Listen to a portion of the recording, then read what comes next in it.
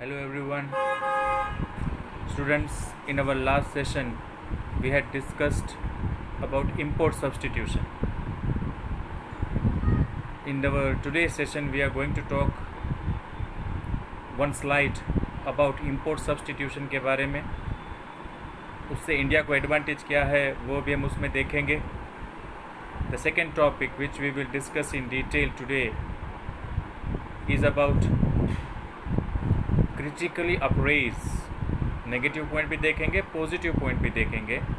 Industrial development के बारे में, मतलब इन 40 इयर्स में 1950 से लेकर 1990 तक इंडस्ट्रियल सेक्टर में क्या क्या चेंजेस आए हैं, that we are going to see in our today's topic. Okay, so let's start our topic with first inward looking trade strategy, जिसे हम इंपोर्ट सब्स्टिट्यूशन भी कहते हैं. पहले तो सिंपल सेंटेंस में I tell you what is import substitution. जो goods हम पहले दूसरी कंट्री से इंपोर्ट करते हैं वो अब इंपोर्ट ना करके वो प्रोडक्ट हम अब अपनी ही कंट्री में अगर बनाते हैं तो उसे कहते हैं इंपोर्ट सब्स्टिट्यूशन. ओके, इंपोर्ट ना करके वो गुड्स को अपनी ही कंट्री में प्रोड्यूस करना, that is import substitution. Now see, it refers to the policy of having self-reliance on import substitution and protection of domestic industries. Yes, domestic industries protect होंगी. सिर्फ बाहर से कोई प्रोडक्ट नहीं आएगा तो यहाँ पे ही प्रोडक्ट को प्रोड्यूस करना होगा, सो डोमेस्टिक इंडस्ट्रीज़ को प्रोटेक्शन मिल जाएगा. अब ये कैसे मिलेगा? इंपोर्ट रिस्ट्रिक्शंस रख के, इंपोर्ट ड्यूटीज़ बढ़ा के. जो गुड्स इंपोर्ट होते हैं उस पर ड्यूटीज़ बढ़ा दो एंड कुछ रिस्ट्रिक्शंस रख दो कि इससे ज़्यादा क्वांटिटी में गुड्स इंपोर्ट नहीं हो सकता है. ओके, सो डोमेस्टिक इंडस्ट्रीज़ हैं वो बेनिफिट में रहेंगी, प्रोटेक्शन हो जाएगा उनका. Import substitution means domestic production of goods which the country has been importing. पहले जो हम इंपोर्ट कर रहे थे वो अब इंपोर्ट ना करके हमें अपनी ही कंट्री में वो प्रोडक्ट प्रोड्यूस करना है. अब इसके लिए दिस स्ट्रैटेजी वॉज अडॉप्टेड. इससे बेनिफिट क्या हुआ, या अडॉप्ट करने से क्या बेनिफिट होगा?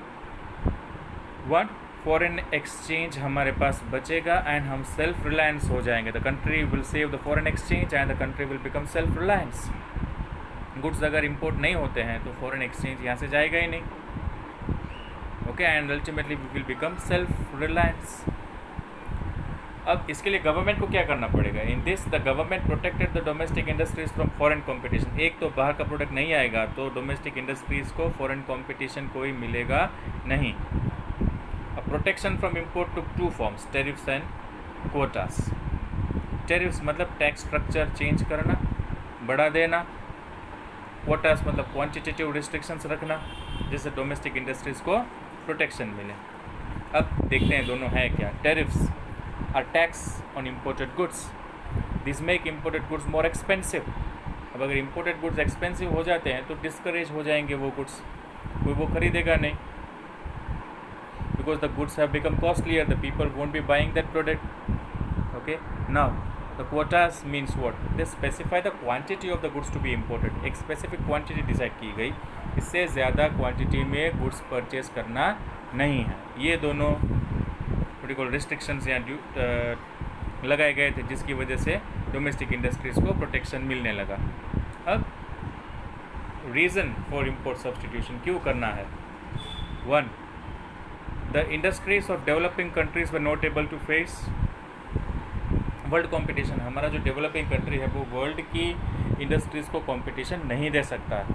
उस समय की बात है. It was assumed that if industries were protected they would be able to face competition. कि अब अगर हम इंडस्ट्रीज़ को प्रोटेक्ट करेंगे तो बाद में वो ग्लोबली कंपटीशन दे पाएंगी, फॉरेन कंट्रीज़ की कंपनीज़ को कंपटीशन दे पाएंगे.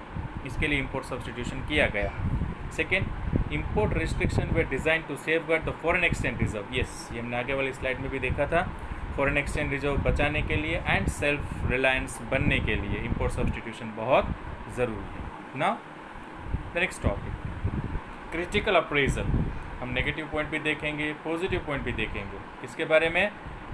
इंडस्ट्रीज़ के बारे में, इंडस्ट्रियल डेवलपमेंट के बारे में. 1950 से लेकर 1990 तक क्या क्या चेंजेस आए हैं, we will talk about that. पहले पॉजिटिव पॉइंट देखते हैं. जीडीपी बढ़ गया, rise in industry share of GDP में इंडस्ट्रीज का कंट्रीब्यूशन बढ़ गया. Now let's look this thing with the help of digits. The proportion of GDP by industrial sector increased. जो 1950 में 11.8% था वो बढ़ के हो गया 24.6%. That is very good thing, a very big positive point. 40 years में जो चेंजेस है इंडस्ट्रियल सेक्टर में, जो पहले 50s में सिर्फ 11.8% कंट्रीब्यूशन रहता था, अब वो बढ़ के हो गया है 24.6%. 1990 की बात है. The rise in industrial share of GDP is an important indicator. ये बहुत इंपॉर्टेंट इंडिकेटर है कंट्री के डेवलपमेंट के बारे में. इंडस्ट्रियल सेक्टर तो डेवलप हो गया ही, लेकिन कंट्री के डेवलपमेंट के व्यू पॉइंट से भी ये बहुत इंपॉर्टेंट पॉइंट है. सेकेंड पॉजिटिव पॉइंट, डाइवर्सिफिकेशन आया इंडस्ट्रियल सेक्टर में, चेंजेस आए. ओके, लेट्स सी क्या चेंजेस आए. सी, इन 40 ईयर्स में the public sector was given high priority. Industrialization country में अगर करना है तो चीज़ें रखी गई थी पब्लिक सेक्टर के हाथ में. अब इसमें डाइवर्सिफिकेशन आया जो पॉजिटिव पॉइंट है. डाइवर्सिफिकेशन क्या आया? We were not confined to the production of basic goods. सिर्फ बेसिक गुड्स ही नहीं बनते थे, cotton, jute et cetera. Rather varieties of goods country में बनने लगे, जिसलिए हम कहते हैं diversification. We were not restricted to few products, varieties of goods were been produce in our country. Protection from foreign competition enable the development of indigenous industries. Yes, कौन कौन सी दूसरी इंडस्ट्रीज फ्लरिश हुई? Electronics, automobile sector, which would otherwise have not been develop. अगर public sector के हाथ में हम सब नहीं देते तो ये वाले सेक्टर्स शायद डेवलप नहीं होते. All this was possible due to import substitution only. बाहर की किसी कंट्रीज़ की कंपनीज़ को हमने आने ही नहीं दिया, इसलिए डोमेस्टिक इंडस्ट्रीज़ का ग्रोथ होने लगा. जीडीपी भी बढ़ने लगी, हमने पहले पॉइंट में देखा. डाइवर्सिफिकेशन आने लगा, ये हमने सेकंड पॉइंट में देखा. We are not now restricted to few product but varieties of products were been manufactured in our country. Okay, now the third point, small scale industries को ज़्यादा बेनिफिट हुआ, प्रमोशन भी हुआ स्मॉल स्केल इंडस्ट्रीज़ का. देखिए कैसे. The small scale industries gave opportunity to the people who did not have the capital to start because large firms इस business में ऑलरेडी थे. कि स्मॉल स्केल इंडस्ट्रीज़ में आप लोगों को पता है कि इन्वेस्टमेंट भी कम होता है, अपॉर्चुनिटीज़ एम्प्लॉयमेंट की भी बढ़ती हैं इसमें.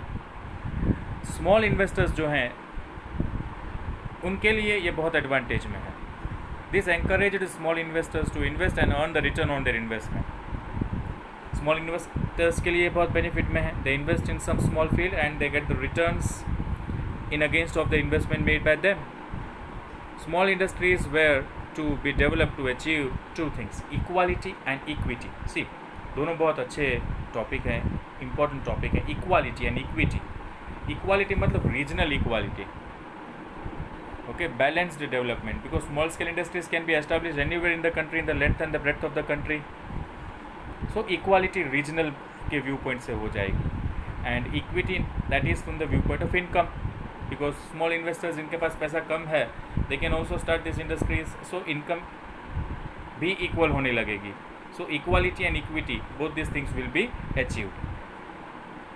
Number 4, protection from foreign competition. A foreign competition रहा ही नहीं, because we didn't allow, और one or the other way हमने restrictions रख दिए गए import पे, जिसकी वजह से domestic country को benefit मिला.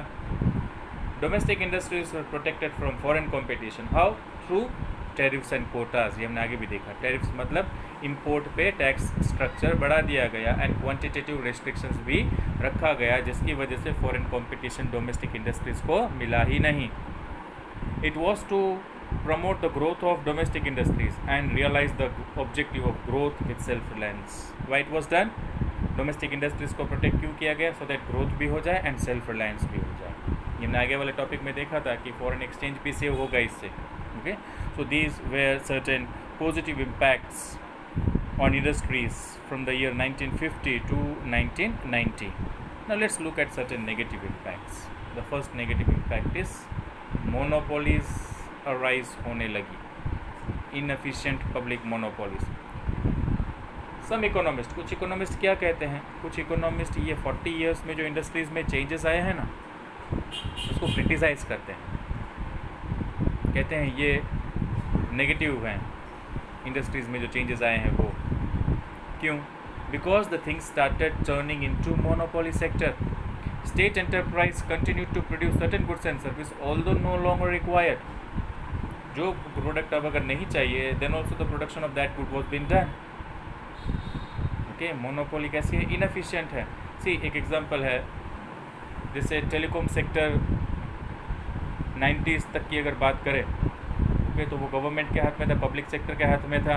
Okay, industrial development public sector के हाथ में रखा गया, लेकिन टेलीकॉम सेक्टर जो है, in spite of the development, क्या हुआ? A person has to wait for long due to only one sector engaged in this sector. अब देखो, अगर आप देखो तो प्राइवेटाइजेशन होने के बाद अगर आपको कनेक्शन चाहिए कम्युनिकेशन के लिए, कोई डिवाइस चाहिए, you can easily get it. Earlier a person has to wait a longer period of time for this thing. Modernization भी नहीं था 40 ईयर्स में। Okay, that is big negative point. जो मॉडर्नाइजेशन तो होना ही चाहिए, as time is passing on the changes have to be made in all the sectors. ये क्यों नहीं हुआ मॉडर्नाइजेशन? बिकॉज कंपटीशन ही नहीं था। अगर फॉरेन कंपटीशन होता तो इंडस्ट्रियल सेक्टर में चेंजेस आते एंड मॉडर्नाइजेशन भी आता, but there was no competition, so no innovation. Though policy of protection continued for longer time, still there were no efforts. 40 years तक प्रोटेक्शन मिला इंडस्ट्रीज़ को, Indian industries को। Still ये 40 years बहुत बड़ा ड्यूरेशन है जिसमें मॉडर्नाइजेशन भी नहीं हुआ। Indigenous production could not match with international standards. So हमारा प्रोडक्ट जो है वो इंटरनेशनल स्टैंडर्ड के साथ मैच नहीं कर सकता था। तो that is negative point. Next is concentration of power in public sector. Yes, power किसके हाथ में रहता है? पब्लिक सेक्टर के हाथ में ही रहता है। Let's see how. There was so much of faith invested in public sector that after 4 decades, 40 years मतलब 4 decades of planned development of Indian economy, no distinction was made। हाँ, see 40 years के बाद भी या ये डिसाइड ही नहीं हुआ कि पब्लिक सेक्टर के हाथ में क्या होना चाहिए एंड प्राइवेट सेक्टर के हाथ में क्या होना चाहिए। मिक्स इकोनॉमी तो इंडिया में थी, वो पहले से ही डिसाइड हो गई थी। पब्लिक सेक्टर ने अपने हाथ में ज़्यादा चीज़ें रखी, that also we have seen, but ये अभी तक स्टिल डिसाइड नहीं हुआ कि क्या पब्लिक सेक्टर को अपने हाथों में लेना चाहिए, क्या प्राइवेट सेक्टर पे छोड़ना चाहिए, in which they are good at. So here the concentration was there in the hands of public sector. Next drawback, difficult to close unviable government enterprise. Government enterprise जो लॉस कर रहे हैं, it was difficult to close. इसकी जगह पे अगर private sector होता तो उसमें अगर लॉस जाता तो प्राइवेट सेक्टर सीधा बंद कर दिया जाता। ओके, कंट्री के रिसोर्स को वेस्ट ना करते। अब यहाँ पे देखें, many public sector firms incurred huge loss. कुछ ऐसे सेक्टर थे पब्लिक के, गवर्नमेंट के, जिसमें लॉस जा रहा था। स्टिल गवर्नमेंट उसे बंद नहीं कर सकती थी। नेशन के रिसोर्स का वेस्ट हो रहा था यहाँ पे, still the government was not able to close that sector. This does not mean that private firms are always profitable. हाँ, इसका मतलब ये नहीं है कि चीज़ों को प्राइवेट सेक्टर के हाथ में दे देना चाहिए। नो, इट्स नॉट दैट कि प्राइवेट सेक्टर हमेशा प्रॉफिटेबल रहता है। बट एक बात है, हाउएवर प्राइवेट सेक्टर अगर लॉस में जा रहा होता ना, तो प्राइवेट सेक्टर would have closed their unit, ना कि वो कंट्री के रिसोर्स का वेस्ट करते। ये डिफरेंस है। हम ऐसा नहीं बात कर रहे हैं यहाँ पे कि प्राइवेट सेक्टर को दे दिया जाए तो वो प्रॉफिट ही करेगा, लेकिन एक ये भी बात है, अगर प्राइवेट सेक्टर के हाथ में है और लॉस जा रहा है, then they would close down that unit, they won't be wasting the resource of the countries. Misuse of licensing policies. The need to obtain license to start industries was misused by industrial houses and big industrialists। सिर्फ तो industrialist जो भी थे या big business houses थे, they started misusing the license। Okay, they need license to start the business, not only for that but they want to prevent others to start the new firm so that वहीं वो business में रहें। So more time was spent on what? Obtaining the license, and the time was not given about improving the product. ये एक difference है। Okay, ज़्यादातर समय किस में जा रहा था? लाइसेंस के पीछे ही जा रहा था। They were not spending time on how to improve the quality of the product. Next point is negative impact of protection from foreign competition. Last point, foreign competition से प्रोटेक्शन करके डोमेस्टिक इंडस्ट्रीज को benefit होगा, that we were thinking about. But let's see what is the negative point here in this case. Due to restrictions on import, हाँ import को restrict कर दिया गया so that domestic industries को protection मिले. The Indian consumer had to purchase whatever the Indian producer produce. अब अगर बाहर का प्रोडक्ट नहीं आ रहा है, डोमेस्टिक प्रोडक्ट ही हमें लेना पड़ रहा है, तो जो भी डोमेस्टिक इंडस्ट्रीज़ प्रोड्यूस कर रही है या इंडियन प्रोड्यूसर्स प्रोड्यूस कर रहे हैं, हमें वही प्रोडक्ट लेना होगा. The producer aware that they had a captive market so they had no incentive to improve the quality of the goods. Okay, the producer were aware, लोगों को यही प्रोडक्ट खरीदना है, बाहर का प्रोडक्ट आने वाला नहीं है. So they never made any sincere efforts to improve their product. Competition from import forces, अगर कंपटीशन होता तो ये प्रोड्यूसर को फोर्स करता है कि उनको अपने प्रोडक्ट की क्वालिटी को इम्प्रूव करना है, लेकिन कंपटीशन था ही नहीं. सो प्रोड्यूसर्स जो भी प्रोड्यूस कर रहे थे, that goods were purchased by the consumers. Okay, so that was again a negative topic. So in our today's session we have discussed in detail about the negative and positive impact of industrial sector from the year 1950 to 1990. Import restriction करके क्या क्या advantages हुए, that also we have seen, and साथ में negative points क्या क्या हुए, that also we have seen. So students, still the things are not yet decided. School reopening कब होने वाला है. You have to work hard at home, go through the videos properly, read the things from the book once or twice. So from your side you have to work very hard, then only the target which you have thought of when class 12 get started, that will be achieved. Okay, thank you and have a nice day.